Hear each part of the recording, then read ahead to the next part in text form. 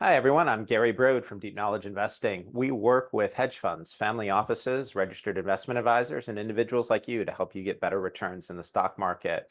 I am coming to you live today from Manila, just back from Boracay, Philippines, and headed to Thailand later today. So this is your worldwide version.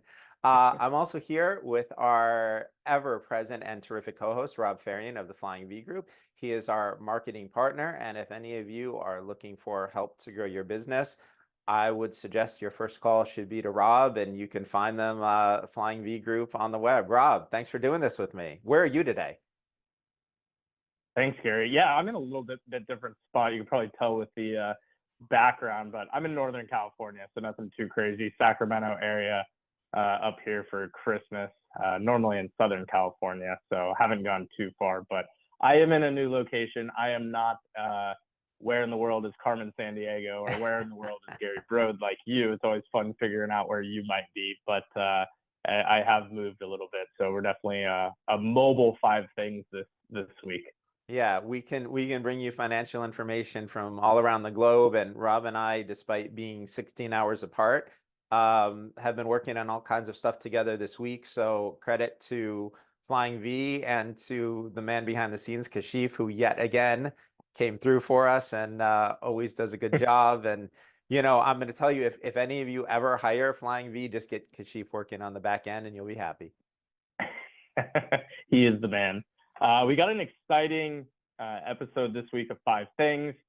So your favorite best friend, I think you guys are best friends, Jerome Powell is back in the news for us. We're going to circle back to some Nvidia news. And we're also talking Christmas retail sales. What is that going to look like as we wind down here over the next week? Should we jump right into it, Gary? Let's go.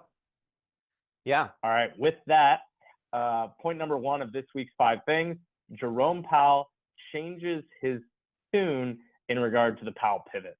That's right. So we at Deep Knowledge Investing, we were early on inflation, on interest rates. In November of 2021, I put out a white paper telling people that inflation was not transitory. It was going to be huge, persistent, and a massive problem. And because we're deep knowledge investing and we don't just present problems to people, we gave people a guide. This is how you protect your portfolio, your home, from inflation. And it turned out to be the right move. And then a few months later, in January of 2022, we warned subscribers ahead of the first Federal Reserve rate hike that it was going to take down the market. We took huge short positions against the market, and that paid off really well. We've been early and right on this. The big banks started talking about these issues in May and June of 2022, so they're typically 6 to 7 months behind us. It has been an incredible sport in the financial community where asset gatherers and other people who just depend on the Federal Reserve blowing up huge bubbles in asset prices to make money. They've spent the last 2 years screaming for the Fed pivot. Now, let's just, unravel that language a bit. When the Federal Reserve is faced with inflation and they want to reduce inflation and slow the economy, they raise rates, and that's considered a hawkish stance. In times like now, when they're realizing, they've tightened, meaning raised rates about as high as they want to, there are calls for them to pivot, and pivot would mean shifting to a more dovish stance, and that means to start to reduce rates. And for the last 2 years, Deep Knowledge Investing, and I have watched the whole financial world screaming that the Federal Reserve has over-tightened, Powell's over-tightened, he's been too hawkish, and we need the pivot to lower rates. And I have spent the last 2 years telling people, no, absolutely not. You're wrong. Powell means it when he says higher for longer. There will eventually be a pivot, but you're way too early. And so we've been right for 2 years. But last week, Powell came out at the end of their meeting, and his tune was materially different. And so, whether you think Powell over-tightened or you think he hasn't gone far enough, our opinions no longer matter. The pivot is here.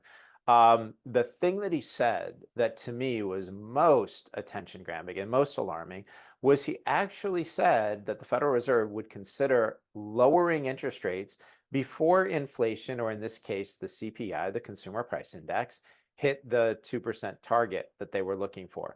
And so the reason that's significant is because When we go back to the worst inflation that we've seen in the United States in the last 50, 60 years, that was the inflation that went from the late 60s to the early 80s. And Arthur Burns was the chairman of the Federal Reserve at the time. And the reason Burns went down in history as a terrible chairman of the Fed is because inflation rose. He raised rates to match that. And then when things started to get under control, Burns took his foot off the gas and started to lower rates. And then we had the roaring inflation of the late 70s. Now, a lot of people watching this are, maybe too young to remember that, but it was horrible. There were gas lines. You could only get gas 3 days a week, and even then you might have to wait 2, 3 hours in line for it. The entire country had this horrible malaise, and it's one of the reasons why Jimmy Carter was a one-term president and why President Reagan won massive electoral landslides. Again, we're not making a comment on the politics here. Maybe you're a Carter fan, maybe you're not a Reagan fan, that's fine, but we're explaining the economic reasons behind the political choices that people make. So what happened was Arthur Burns was replaced by Paul Volcker, who was the next chairman of the Federal Reserve. And Volcker raised rates almost to 20%. He crushed the economy, crushed inflation. And he's somebody that Powell has really considered a hero. And part of the reason why for the last 2 years we've been saying higher for longer is because we knew that Powell did not want to follow the path of Arthur Burns, that he wanted to be the next Volcker, the hero who crushed inflation. And yet, Right.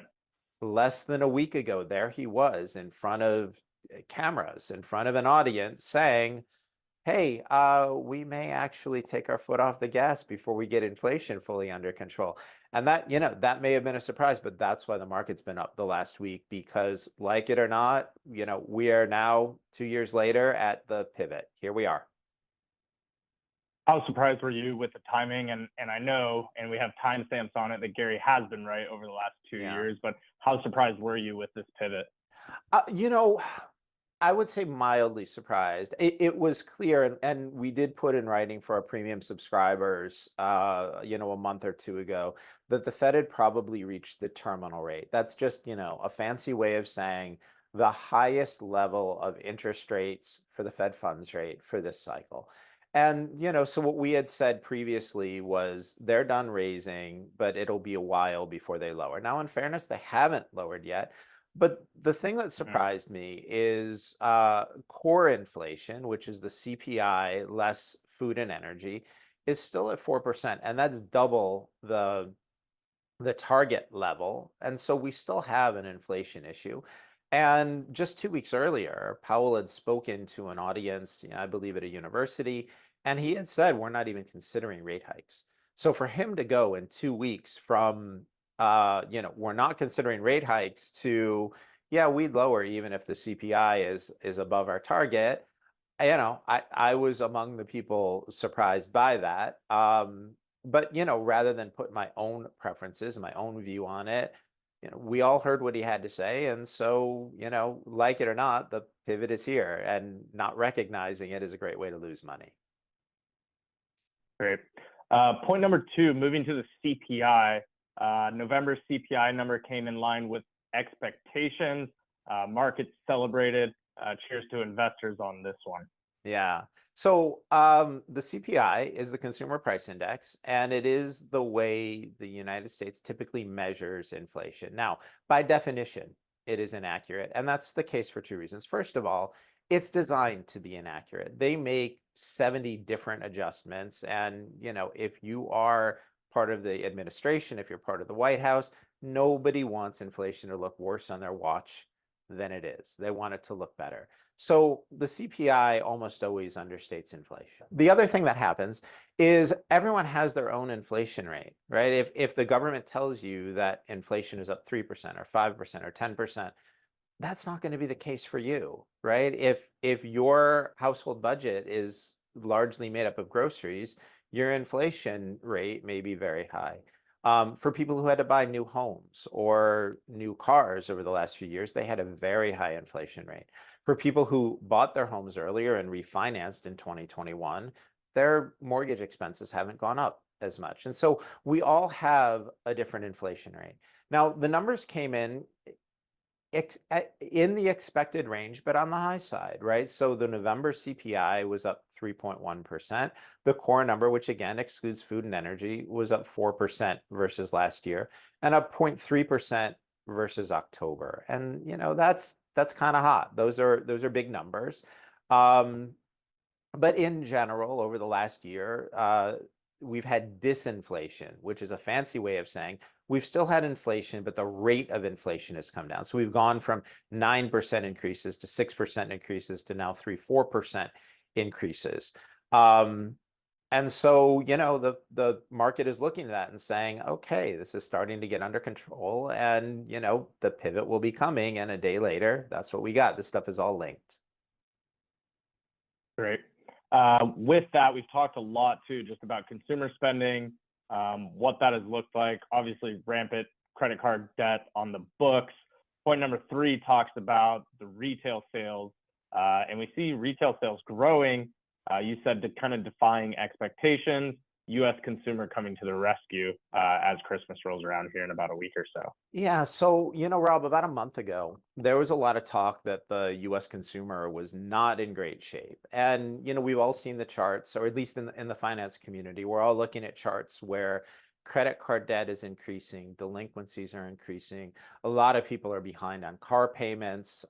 We just saw the restart of loan repayments for people who have student loans. 40% of people didn't make those payments. So there was a lot of reason to believe that, this may be a Grinchy Christmas, right? That people are not spending. But here's the other side of it. The other side of it is unemployment is very low. We still have almost 9 million jobs available. People have gotten raises. The average wage for people in the United States is up more than 5% over the last year. And, people haven't maxed out their credit cards yet, and they have rolled into the holiday season spending like crazy. The expectation for November was that sales would be down from October by 0.2%. And instead, November sales were up 0.3%. And so, you say, well, wait, these are, just little differences. But for an economy as large as the United States, it actually does make a difference whether sales are down, 0.2% or up 0.3%. Those are actually pretty big numbers. And, for those of you who are interested, if you go to the Deep Knowledge Investing website and click on the blog there, the research tab, and look at the 5 things, there's a chart up there for retail sales that shows we have had nothing but growth, with just a little blip for the great financial crisis of 2008. And then a blip during the COVID lockdowns. But for the most part, American spending has just gone up and to the right. And so, we should be expecting a very profitable Christmas for retailers and people selling goods and services. Very good. Point 4, going to shift gears a little bit here, talking about Nvidia. Nvidia moving some production to Vietnam, away from worldwide leader Taiwan in regards to semiconductors. Yeah, so let's set the stage for this. First of all, Nvidia has been the best performing stock in the S&P 500 this year, and it's not luck. The best chips for crypto applications and for AI, artificial intelligence applications, are graphics chips, graphics cards. Nvidia makes the best ones in the world. And so basically, they are the world's best producer in a couple of areas that have had huge growth. So that stock has gone up on the back of phenomenal performance in the right area. Good for them. The other side of it is Taiwan Semiconductor is the best chip maker in the world, full stop. Now, with a nod to Intel, Qualcomm, Samsung, they all make great chips, but there is nobody on the planet that can manufacture like Taiwan Semiconductor. And their fab plants in Taiwan are so advanced that Taiwan Semi is currently in the process of building fab plants in the southwestern United States. And the intention there is that the fab plants under construction will actually be producing lower quality chips than the ones they're already making in Taiwan. These guys are phenomenal. The problem is that China has made it explicitly clear that they intend to take control of Taiwan at some point. I know people in the United States military that think we can stop them. But one way or another, it is going to be a mess. And the timing on this is not clear. But China has made it crystal clear this is going to happen. And we can't stop it before it happens. We're not going to invade China to proactively protect Taiwan. So what we have here are fragile supply lines.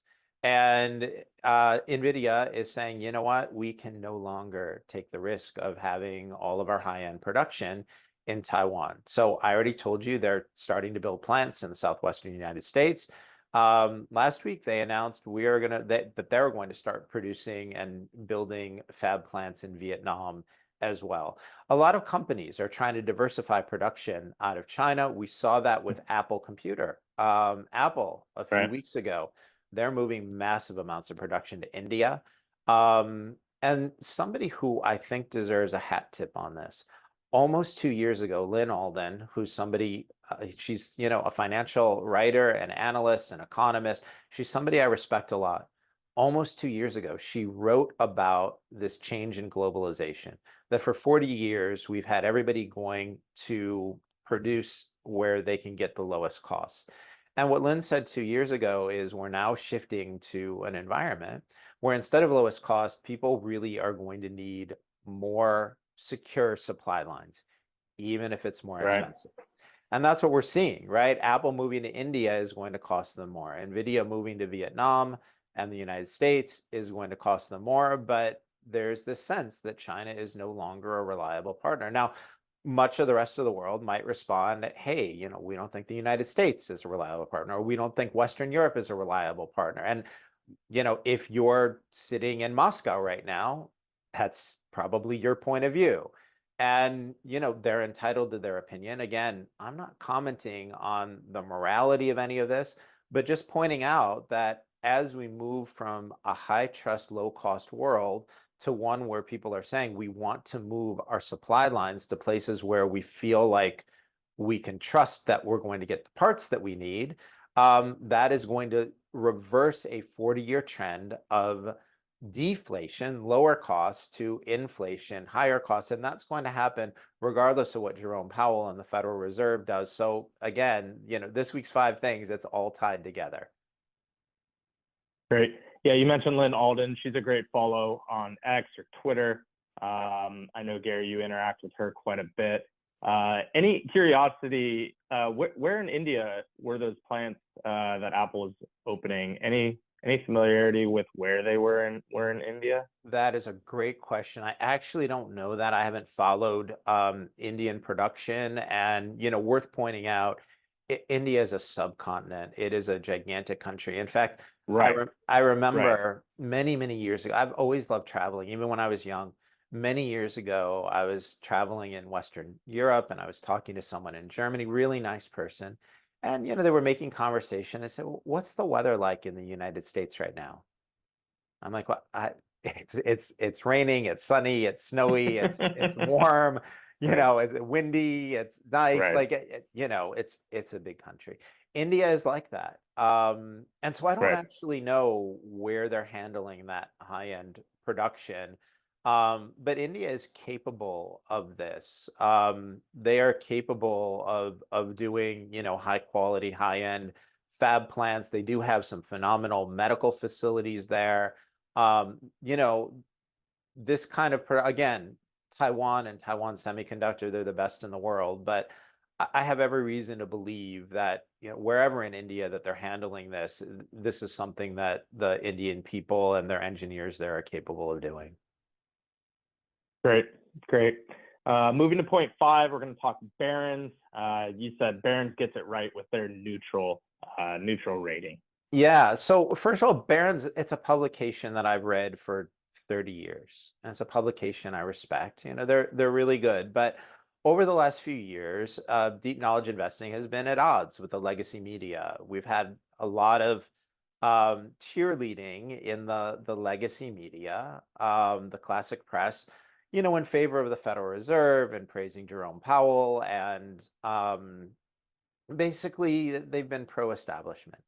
And so, at Deep Knowledge Investing, we've looked at this and said, wait a minute, like, for anyone who's watching this, the inflation, the discomfort, the financial stress that you've experienced over the last few years, what caused that was almost 15 years of zero and near zero rates. And what it did was it Right. blew up asset prices, which, that's great for people like me and people who run hedge funds because we own houses where the value of the house went up, but with inflation, the dollar value of the mortgage that we pay goes down. It's great if you own stocks, right? But if you're somebody who has to, buy a car and pay for food, and that's like the big part of your budget, it's been a painful few years for millions and millions of Americans. And, we've correctly said this is because the Federal Reserve has gotten it wrong for a decade and a half. And so we've been at odds with the legacy press. But last week, and I just want to look this up to make sure I pronounce her name right. There was a phenomenal article in Barron's by Megan Casella. And it was actually on, yeah, here it is. The title of it was Higher Interest Rates Are Here to Stay, What It Means for the Economy.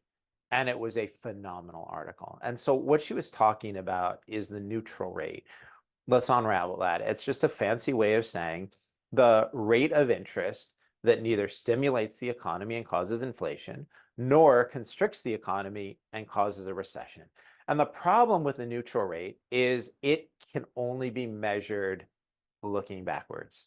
There's no firm definition of it. We can't measure it today. So if, a 5% or 5.3% federal funds rate is the right neutral rate, we won't know that until years from now. And so there's a lot of guesswork. But in her article, Megan Casella nailed DKI themes of a higher neutral rate in the future. She's 100% right. We're not going to have 0% rates going forward, or if we do, it's going to come with a lot of inflation and a lot more pain for the American people. She nailed DKI themes of focusing on higher government spending and more stimulus, higher costs due to reversing globalization, which is what we were just talking about in thing 4 previously, and expectations of higher future inflation. This is something I've been talking about for years. Our Congress is spending like crazy and they're monetizing this. And that means printing currency. We're not paying for that with production or taxes. We're paying for that by printing more currency. And that leads to inflation. And Megan warned that near zero interest rates in the future are not and shouldn't be the status quo. Everything she wrote is in line with what DKI and I've been writing for the last 2 years. And it was phenomenal to see somebody in a respected legacy media publication come out and be so clear and right on this stuff. And so, hooray for Megan. And, for anyone who subscribes to Barron's, go check that article out. But it really was phenomenal work. And one thing that we like to do at Deep Knowledge Investing is celebrate the great work of other people. We regularly collaborate with other researchers, other hedge funds, other people who are investors. This is a situation where the press got it right. And so, we're going to cheer for her and for Barron's for nailing this one. Yeah, definitely a great article and carbon copy in a way of what you've been saying and DKI has been saying over the last few years. That wraps up this week's 5 things for everybody. As always, appreciate you spending time with us. Be sure to get a free subscription to DKI, or we'd love if you'd also consider a premium subscription, access to current recommendations, getting content material early. We're actually implementing a new feature on the website for instant notifications for portfolio updates and things along those lines. So constantly looking to bring new value to subscribers. And more than anything, just appreciate you spending time with us, reading, Gary, your content, and the great work that you're doing there. Gary, any plans for the holidays? Christmas here coming up in about a week. Where will you be? North Pole? No, I will be here in Asia through early January. And so, I told you I'm headed to Thailand later today, and then I'm returning from Thailand to the Philippines on Christmas Day, which sounds crazy to people, but I don't have family here, and Christmas Day is a great day to travel because the airports are pretty much empty and there's not much traffic, and it's just a great day to be traveling. And then as a Michigan graduate, I am so looking forward to the national semifinals, the playoffs on Jan 1 in the Rose Bowl against Alabama. Go Blue. That game is going to take place first thing in the morning here. The game against Ohio State finished at 5 a.m. here in Manila. I was watching running around my apartment here like a crazy person, and I'm probably going to have to be up really early on Jan 2, here in the Philippines, but I'm not missing that game for anything. Yeah, we know you'll be tuned in for that. Next week, we haven't talked about this, Gary. I'm not sure. 5 things might be coming out a day late, potentially, or on time. I know Christmas falls on a Monday. Premium subscribers will be sure to let you know. We continue to operate as normal. Gary, thanks for your time. Any final parting thoughts as we roll into the holidays? Rob, just thank you so much for doing this with me. I always love our conversations and partnering with Flying V. And for people watching this, thank you so much for your time and attention. I know it's valuable. We really respect and appreciate that. For all of our Jewish subscribers last week, wishing you a happy Hanukkah. For all of our Christian subscribers coming up next week, wishing you a Merry Christmas. And for everyone else, happy holidays to you. Thanks for being part of DKI. We really appreciate and value you, and thanks for your time today. Thanks so much, Gary. All right. See you guys next week.